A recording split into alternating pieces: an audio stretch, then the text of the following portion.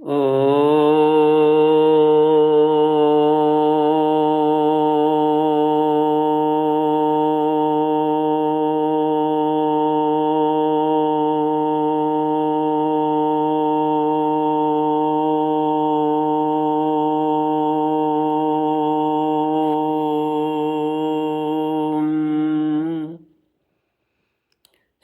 गुरुचरण कमलेभ्यो नमः। श्री गणेशाय नमः। श्री सरस्वत्यै नमः। श्री विष्णवे नमः। श्री कृष्ण गोविंद हरे मुरारी, हे नाथ नारायण वासुदेव। श्री कृष्ण गोविंद हरे मुरारी, हे नाथ नारायण वासुदेव। ओम नमो भगवते वासुदेवाय। ओम नमो भगवते वासुदेवाय।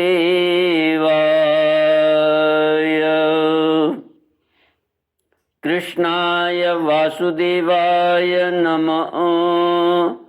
कृष्णाय वासुदेवाय हरये परमात्मने प्रणत क्लेशनाशाय गोविंदाय नमो नमः। सच्चिदानंद रूपाय विश्वोत्पत्त्यादिहेतुवे तापत्रय विनाशाय श्री कृष्णाय वयं नमः।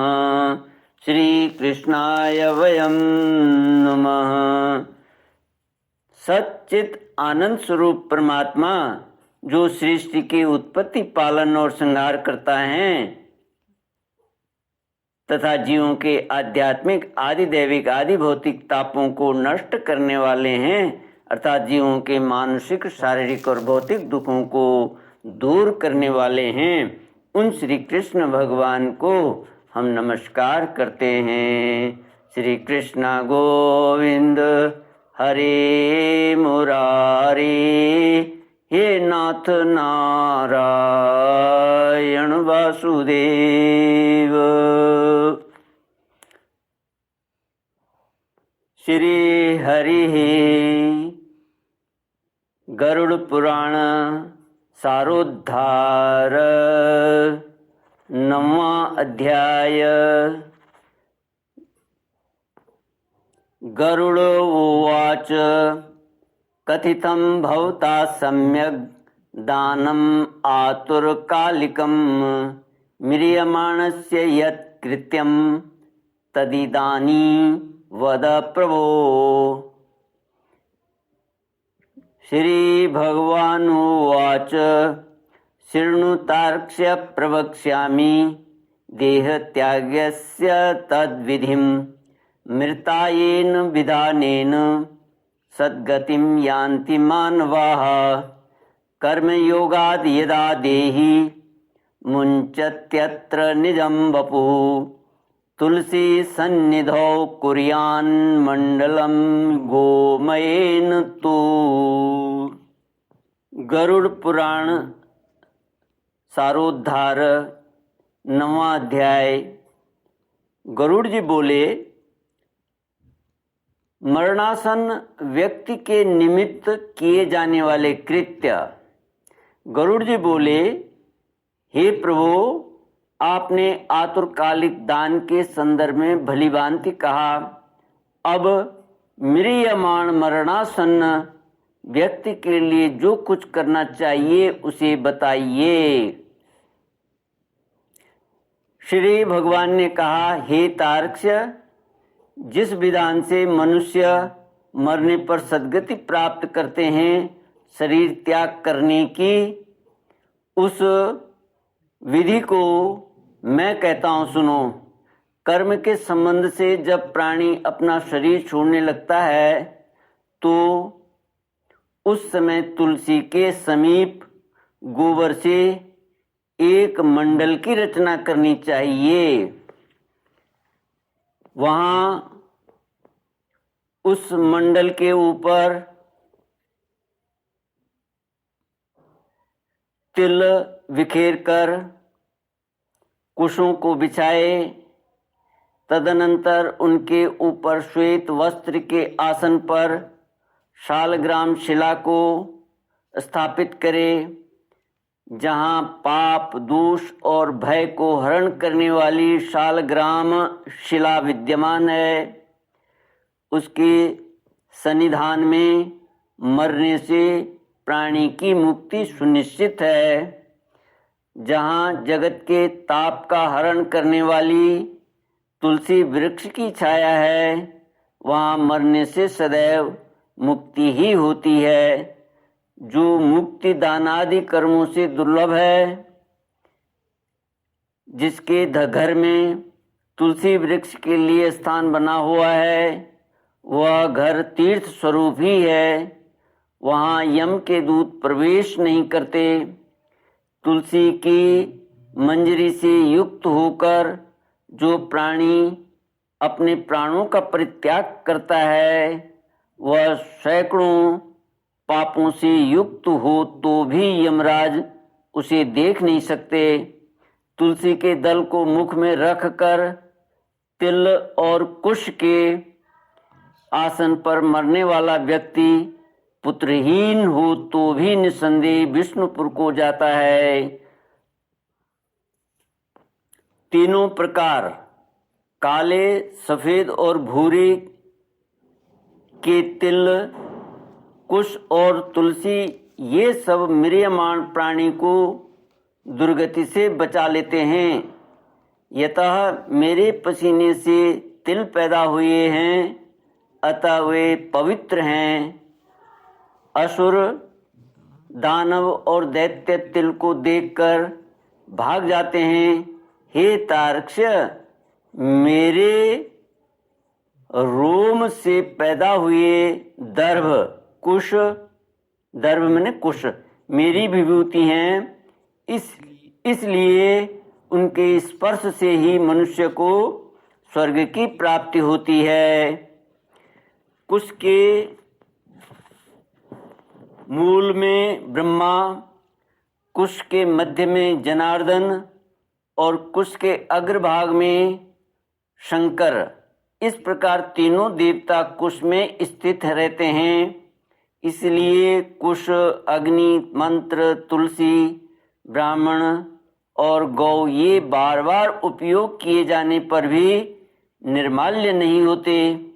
पिंडदान में उपयोग किए गए दर्भ, कुश, प्रेत के निमित्त भोजन करने वाले ब्राह्मण, नीचे के मुख से उच्चरित मंत्र, नीच के मुख से उच्चरित मंत्र, नीच संबंधी गौ और तुलसी तथा चिता की आग, ये सब निर्माल्य अर्थात अपवित्र, अतएव अग्राह्य होते हैं। गोबर से लीपी हुई और कुश बिछाकर संस्कार की हुई पृथ्वी पर आतुर मरणासन्न व्यक्ति को स्थापित करना चाहिए। अंतरिक्ष का परिहार करना चाहिए, अर्थात चौकी आदि पर नहीं रखना चाहिए। ब्रह्मा, विष्णु, रुद्र तथा अन्य सभी देवता और हुताशन अग्नि, ये सभी मंडल पर विराजमान रहते हैं। इसलिए मंडल की रचना करनी चाहिए। जो भूमि लेप रहित होती है, अर्थात मलमूत्र आदि से रहित होती है, वह सर्वत्र पवित्र होती है। किंतु जो भूमि भाग कभी लीपा जा चुका है या मलमूत्र आदि से दूषित है, वहाँ पुनः लीपने पर उसकी शुद्धि हो जाती है।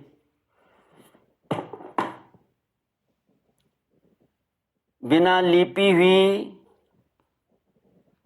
भूमि पर और चारपाई आदि पर या आकाश में भूमि की सतह से ऊपर राक्षस, पिशाच, भूत, प्रेत और यमदूत प्रविष्ट हो जाते हैं। इसलिए भूमि पर मंडल बनाए बिना अग्निहोत्र, श्राद्ध, ब्राह्मण भोजन, देव पूजन और आतुर व्यक्ति का स्थापन नहीं करना चाहिए। इसलिए लीपी हुई भूमि पर आतुर व्यक्ति को लिटाकर उसके मुख में स्वर्ण और रत्न का प्रक्षेप करके शालग्राम स्वरूपी भगवान विष्णु का पादोदक देना चाहिए। जो शालग्राम शिला के जल को बिंदु मात्र भी पीता है वह सभी पापों से मुक्त हो वैकुंठ लोक में जाता है। इसलिए आतुर व्यक्ति को, महापातक को नष्ट करने वाले गंगा जल को देना चाहिए। गंगा जल का पान सभी तीर्थों में किए जाने वाले स्नान दान आदि के पुण्य रूपी फल को प्रदान करने वाला है। जो शरीर को शुद्ध करने वाले चांद्रायण व्रत को 1000 बार करता है और जो एक बार गंगा जल का पान करता है वे दोनों समान फल वाले हैं। हे तार्क्ष, अग्नि के संबंध से जैसे रुई की राशि नष्ट हो जाती है उसी प्रकार गंगा जल से पातक भस्म सात हो जाते हैं। जो सूर्य की किरणों से संतप्त गंगा के जल का पान करता है वह सभी योनियों से छूटकर हरि के धाम को प्राप्त होता है। अन्य नदियाँ मनुष्यों को जलावगाहन स्नान